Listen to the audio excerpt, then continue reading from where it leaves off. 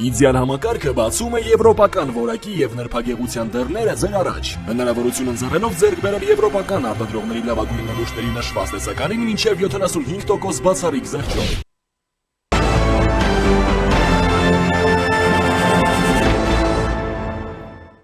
Հայաստանի կառավարությունը ցանկանում է, որ Եվրամիության դիտորդական առաքելությունը շարունակի աշխատանքը մինչև խաղաղության պայմանագրի ստորագրումն ու վավերացումը։ Այս պահին ժամկետի ավարտից հետո առաքելությունը շարունակելու քննարկում չկա։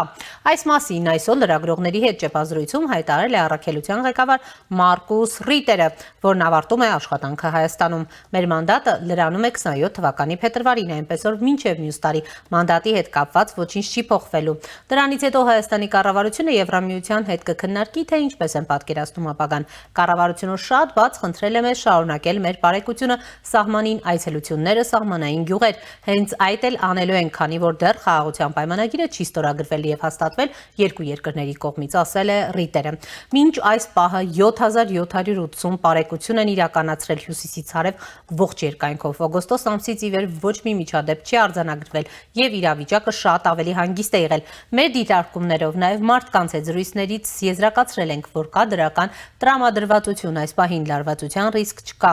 բայց երբ 3 տարի առաջ եկանք, սահմանին շատ լարվածություն կար, կրակոցներ կային, սպանվածներ եւ վիրավոր զինվորականներ։ Բավականին լարված էր այն ժամանակ, ընդգծել է Հայաստանում Եվրամիության դիտորդական առաքելության ղեկավար Մարկուս Ռիտերը։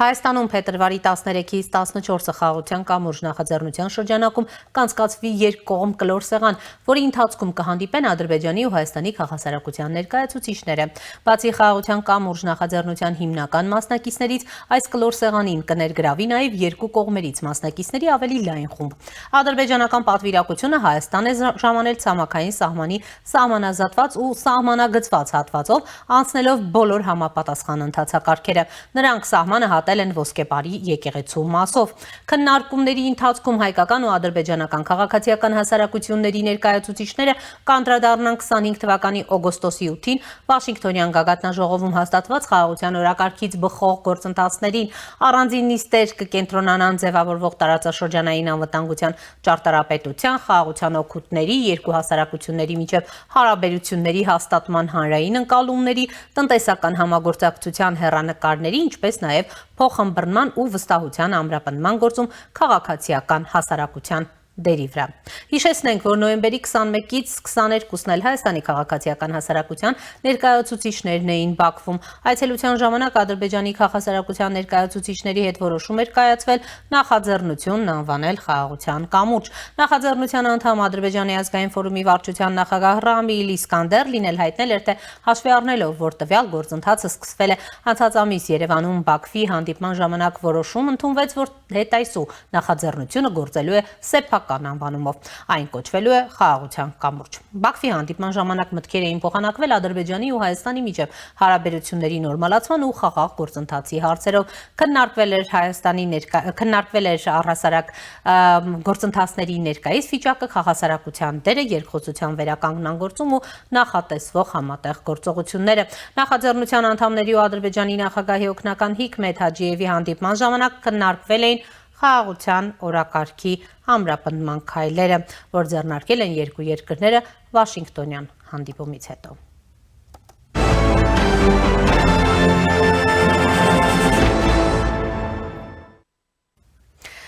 Շարունակում ենք աշխատանքը եւ այս պահին զրուցելու եմ Ադրբեջանի հարցերով փորձագետ Դիանա Կարապետյանի հետ։ Բարև ձեզ, շնորհակալ եմ միանալու համար։ Բարև ձեզ, ես եմ։ Եվ այսպես Ադրբեջանի քաղաքասարակության ներկայացուցիչները արդեն ժամանել են Հայաստան, նրանք սահմանը հատել են Կիրանցի սահմանազատված հատվածով։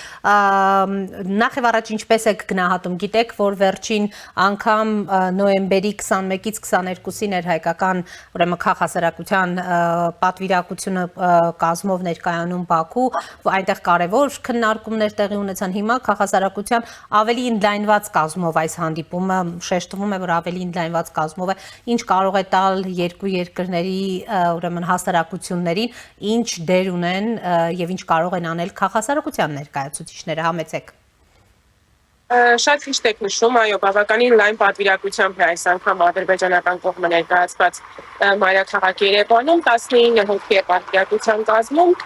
Պատվիրակության ներսում են ինչպես նախկինում Հայաստան այցելած քաղաքասարակության ներկայացուցիչները, այնպես էլ փորձագետները, ովքեր եղել են Հայաստանում Օրբելի կենտրոնի կազմակերպած ֆորումի շրջանակներում, վերլուծաբաններ քաղաքական եւ ոչ միայն, եւ բավականին այլ ոլորտային մասնագետներ կան այս անգամ պատվիրակության կազմում, օրինակ տրանսպորտի հարցով վերլուծաբան կա այստեղ, ով որ հիմնականում հենց լոգիստիկ քննարկումների համար է, կարծում եմ, այս պատվիրակության կազմում, հաշվի առնելով տարածաշրջանում եւ հայ-ադրբեջանական հարաբերությունների օրակարգում շփի շուրջ հետաքրքրության բավականին մեծ աճը։ Այստեղ պատվիրակության կազմում է նաեւ հայալեզու լրատվություն ունեցող CBC հեռուստաընկերության ինժեներական մասի պատասխանատուն, ով որ այս դեպքում կարող ենք ասել, որ այդ բլոգի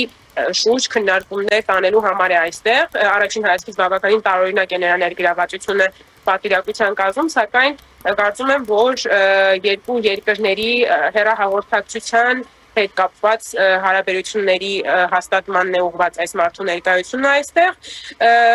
Կարող եմ նշել, որ նախկին պատվիրակներից այս անգամ Հայաստանում չէ Դիլիարա Աֆանդիևան, որի շուրջ հայկական մեդիա դաշտում բավականին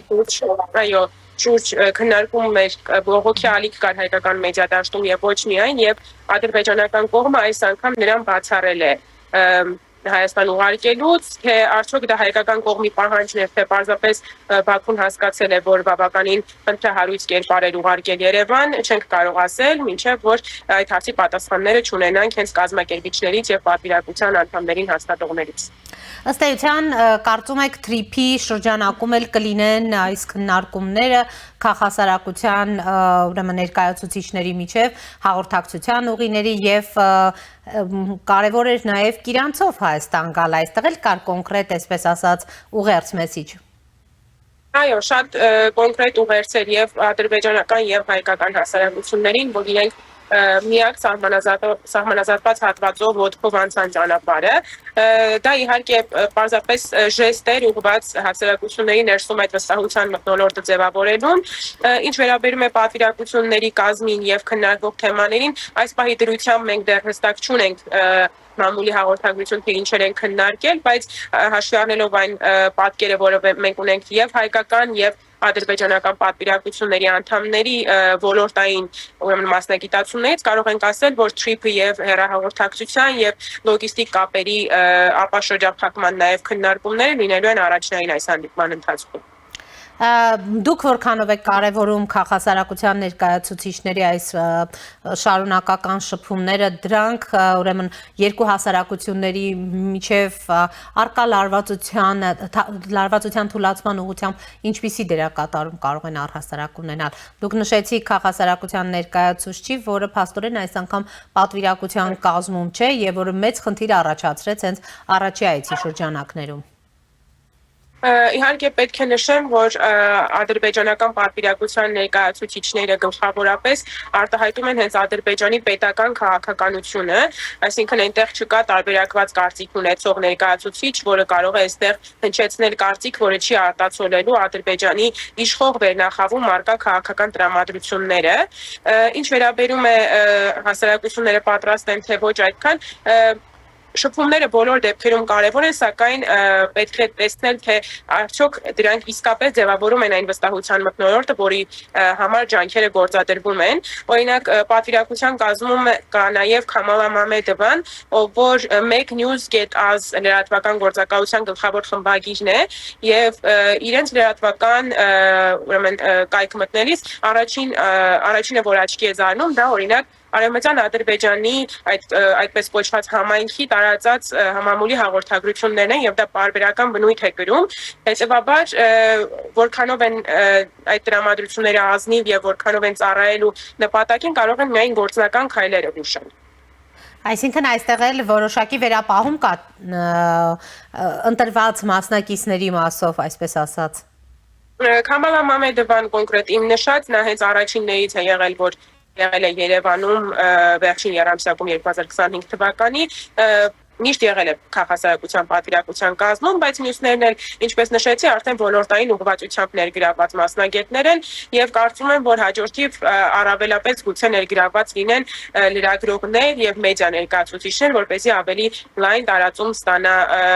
հանդիպումը, գուցե շփումները շատ ավելի լայն ոլորտային ընդգրկում ունենան եւ նաեւ բավականին տարածվեն հասարակությունների ներսում։ Հաշվի առնելով այդ շփումները եւ ընդհանրապես վերջին գործընթացները Վենսի այցը Հայաստան եւ Ադրբեջան, ձեր գնահատմամբ իսկապես այդ խաղաղության գործընթացը որքանով է մոտենում եւ ամփոփվում, առաջիկայում հնարավոր համարում եք առհասարակ խաղաղության պայմանագրի ստորագրում, թե վաղ է առհասարակ դրա մասին խոսելը։ Տեսեք, խաղաղության պայմանագիրը կարող է ստորագրել նաև վաղը,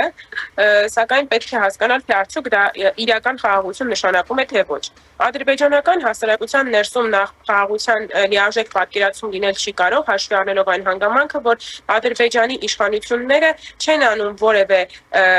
վստահություն ներշնչող եւ վստահություն հաստատող քայլ, իհարկե բացառենք այստեղ տնտեսական եւ առևտրային հարաբերությունները, որոնք իրենք կարծում են, որ հենց հասարակությունների մտերմացնող եւ այդ վստահության մթնոլորտը ստեղծող քայլ է, բայց օրինակ, քանի դեռ Ադրբեջանում գտնվում են այս պահի դրությամբ հաստատված 19 հայ ռազմագերիներ եւ պահվող անձինք, խոսել իրական խաղաղության մասին անհնար է։ Քանի դեռ հումանիտար հարթակում ադրբեջանական կողմը չի արել այդ ժեստը, այսպես ասած, ուշացած ժեստը գերիներին ամբողջովին ազատ արձակելու, չի կարող լինել խաղաղության մասին խոսք եւ խոսենք նաև այն մասին, որ Արևմտյան Ադրբեջան եւ մյուս թեզերն են իրենք բարբերաբար առաջ տանում, հետեւաբար այս բոլոր հարցերը մինչեւ չունենան իրենց հստակ պատասխանը, խաղաղության մթնոլորտ չի լինի, եթե անգամ խաղաղության պայմանագիրը ստորագրեն վաղը։ Շնորհակալ եմ մեկնաբանման համար։ Ես եմ շնորհակալ։ Զրուցում է Ադրբեջանի հարցերով փորձագետ Դիանա Կարապետյանի հետ։ Այսքանն էինք նախատեսել, հետևեք մեր թողարկումներին, կհանդիպենք։